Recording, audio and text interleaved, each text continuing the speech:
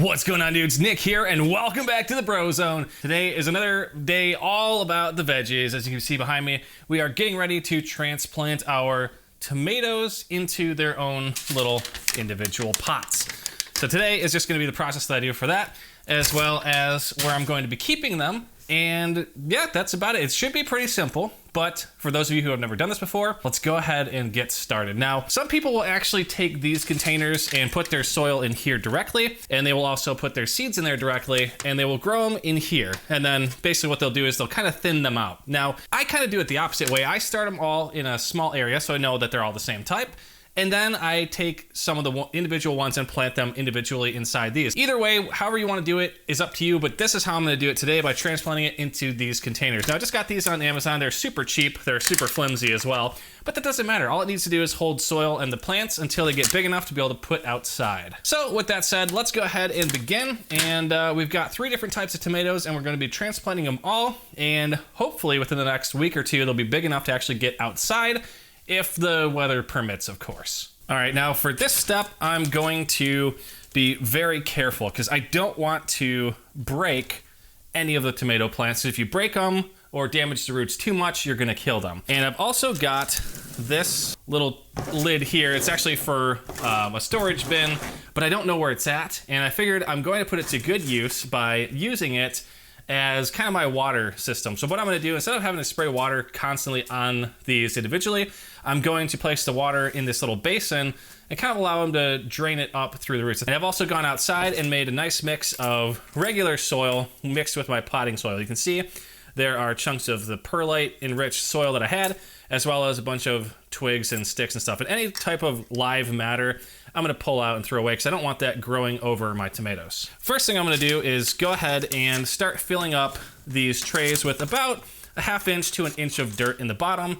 And if you get any big clumps of soil like this, make sure to break it apart just to give your roots the best chance they have of being able to take hold. So you can see there's just a little bit of soil on the bottom, and that's all I want. We'll fill in the rest of the soil once we get the plants inside of here, because as you can kind of see here, the stems are getting really long. So I'm actually gonna bury them a little bit deeper so that it gives it more roots, because I don't think it has enough soil for it to fully take root in here, which is why I've got those down there, and I'm just gonna put the roots there and then kind of fill in pretty much 1 inch or so from the top. Now, this is the part that you have to be very, very careful with, because I don't want to break any of these stems. I don't want to rip off a majority of the roots or anything, because if you do that, then you could really hurt your tomato plants and they could just very well die before they even have a chance to live. So what I'm gonna try to do is I'm going to scoop up the tomato plants out of the eggshell carton very carefully, scoop out the whole thing. We've got all of our tomatoes out, and you can definitely see the roots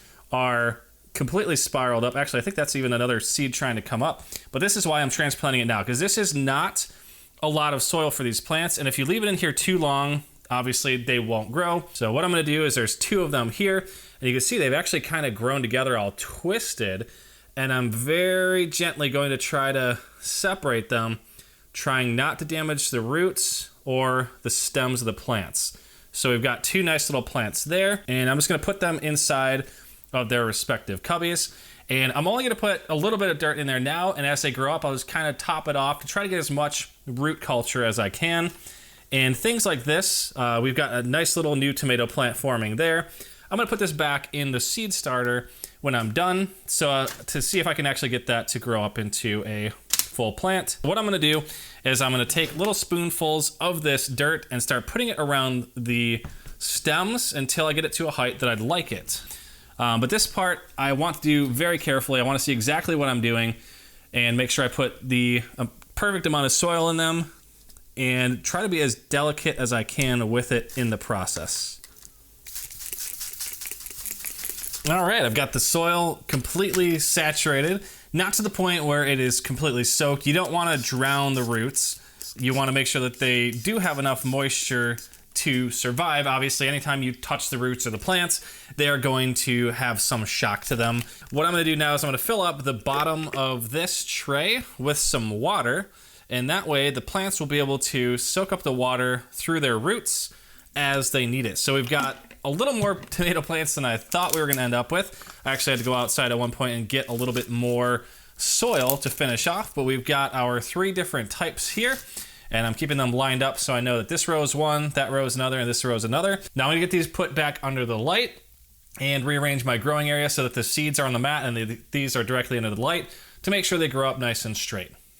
All right, hopefully you guys enjoyed that video. This is probably a little longer video just because there's so many steps in this, but you can apply this same technique to any other type of seedlings that you have. Obviously, I did tomatoes today, but next week it'll probably be beans or lettuce or anything else. You just want to make sure that your seedlings always have enough space. As you saw, there were a few of them that were tiny and they were actually trapped under the soil. They were seeing the light through the side of the container and trying to grow to there, so they didn't know how to get to the surface. So you might actually want to spray paint your container's bottom, the bottom of the container, black, or cover it with paper or something to stop that light from getting through there, so your seeds always grow up through the soil. So that is a tip that I'll probably start doing going forward. So look at that, even I learned something on this video. Hopefully you guys had fun. Again, this is something that you can do during quarantine, and if you love eating fresh vegetables and stuff like I do, then you will definitely love doing this. So hopefully you had fun, and I'll see you guys again next time. Thanks for watching the BroZone. Goodbye, everybody.